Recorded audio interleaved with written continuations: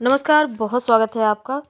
फाल्गुन माह के कृष्ण पक्ष की एकादशी को विजया एकादशी कहते हैं और इस बार विजया एकादशी 16 फरवरी गुरुवार के दिन मनाई जाएगी। एकादशी तिथि भगवान श्री हरि विष्णु को समर्पित है और ऐसे में गुरुवार के दिन एकादशी तिथि पड़ने के कारण इस दिन का महत्व बढ़ गया है। शुभ मुहूर्त क्या है? देखिए, फाल्गुन माह के कृष्ण पक्ष की एकादशी तिथि का प्रारंभ 16 फरवरी की सुबह 5:32 पर होगी और 17 फरवरी की सुबह 2:49 पर समाप्त हो जाएगी।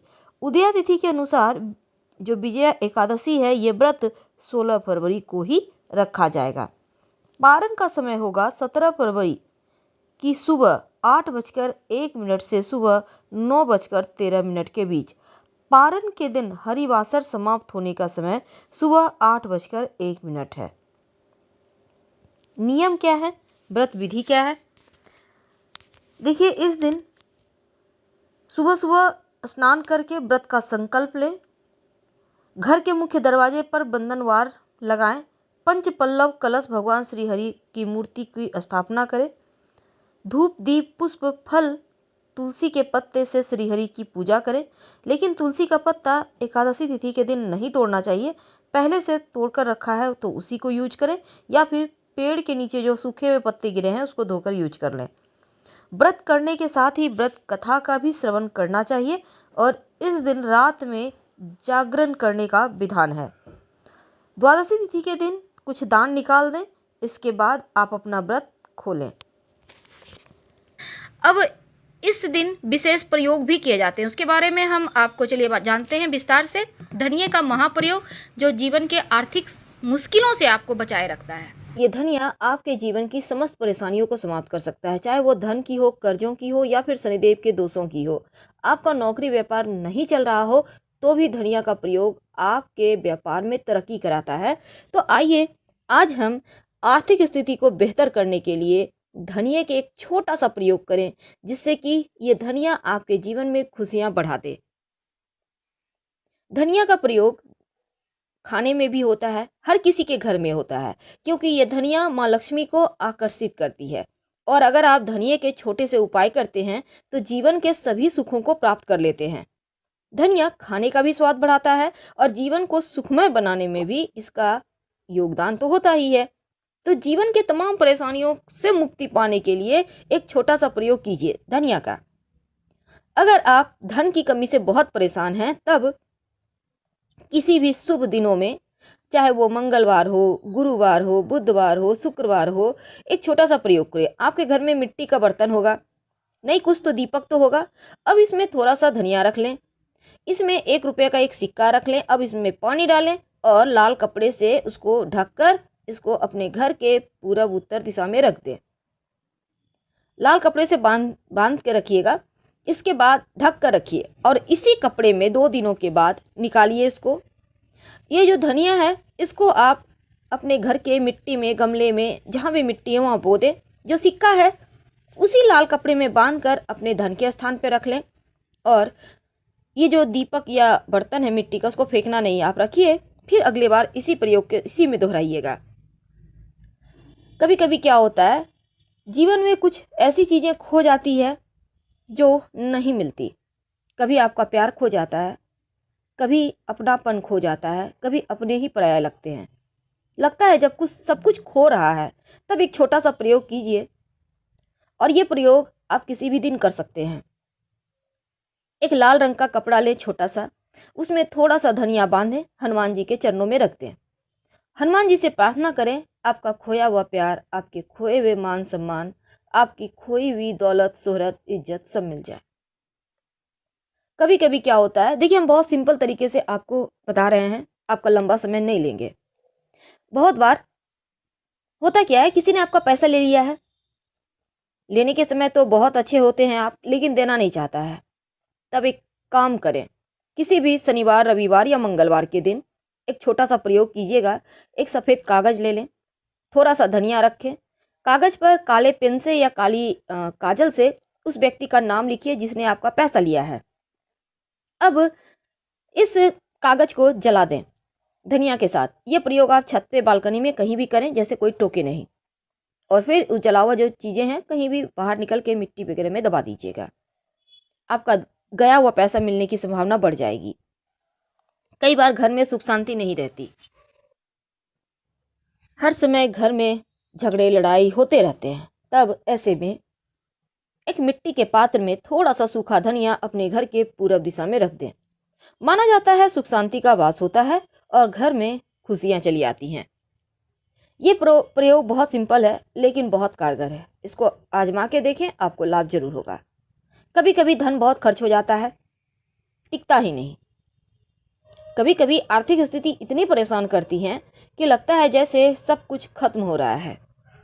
अब ऐसे में एक छोटा सा प्रयोग कीजिए किसी भी दिन। वैसे बुधवार का दिन सबसे बेहतर होता है। क्या करेंगे, गाय को हरा धनिया थोड़ा सा, अब चूंकि बहुत ज़्यादा आपको नहीं खिलाना है, थोड़ा सा आप खिला दें। माना जाता है ऐसा करने से आपकी आर्थिक स्थिति अच्छी होती है। लेकिन याद रखें, जब गाय को आप धनिया खिलाइएगा तब गाय को छूकर अपनी मनोकामना जरूर कहिएगा, यानी हल्का सा टच कर लेना है। अपने हाथों से खिला सके तो अति उत्तम, नहीं तो कोई बात नहीं, जैसे भी खिला दे। कभी कभी कर्जे से आप बहुत परेशान हो जाते हैं, लाख प्रयास के बाद भी कर्ज उतरता ही नहीं है। और इसके जो कर्ज के आपने किसी से पैसा लिया है उसका जो इंटरेस्ट होता है ना, वो इतना बढ़ता है कि जितना आपने लिया नहीं उससे बेसी आपको इंटरेस्ट चुकाना होता है। आप परेशान हैं, प्रॉफिट नहीं हो पा रहा है, धन आ नहीं रहा, क्या करेंगे? तब एक छोटा सा प्रयोग करें। रात में सोने के पहले अपने सिराहने थोड़ा सा सूखा धनिया रखकर सोइए। अगले दिन उस धनिया को कहीं भी उठाइए और ले जाकर कहीं पीपल के नीचे दबा दें। कर्जों से मुक्ति मिल जाती है। याद रखिए, कर्जों से मुक्ति पाने का ये प्रयोग है। रात में आपको रखना है। और अगर कभी कभी क्या होता है, नज़र दोष लग जाता है, आपके घर में बच्चे हैं, बड़े हैं, नज़र दोष किसी को भी लग सकता है। आपको लगता है किसी ने कुछ कर दिया है, सब कुछ तो ठीक था, एकदम से सब कुछ गड़बड़ हो गया। तब ऐसे में एक छोटा सा प्रयोग करें।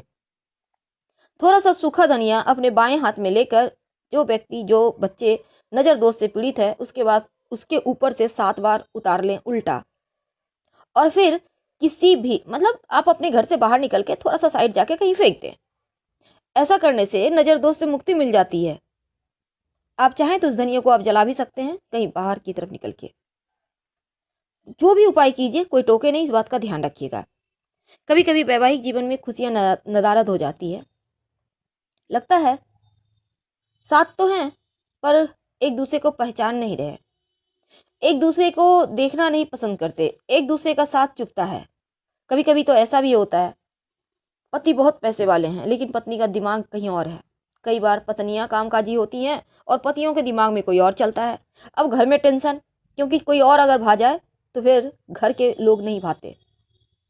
अब ऐसे में एक छोटा सा प्रयोग कीजिए। किसी भी गुरुवार के दिन भगवान सत्यनारायण को धनिये की पंजीरी बनाकर भोग लगाइए। वैवाहिक जीवन के सुखमय बनाने की प्रार्थना करें, टेंशन कम हो जाएगी और सत्यनारायण भगवान की कृपा से घर में सुख शांति आएगी। आपका प्रेम आपको वापस मिल जाएगा।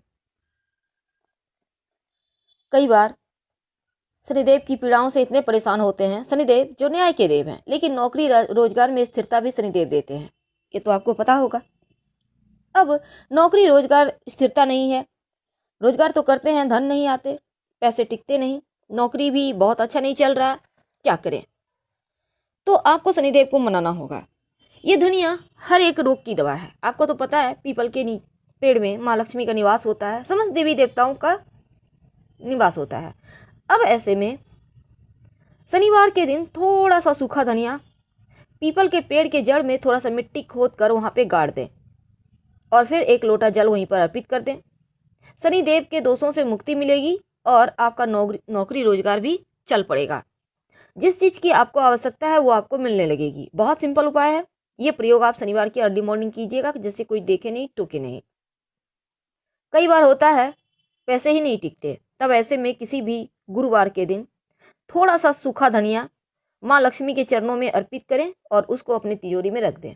धन आने लगेंगे, पैसे टिकने लगेंगे और आपके जीवन की जो परेशानी है, ऐसी परेशानी जिसकी आपको आवश्यकता नहीं है लेकिन फिर भी वो परेशान कर रहा है, समाप्त हो जाएगी।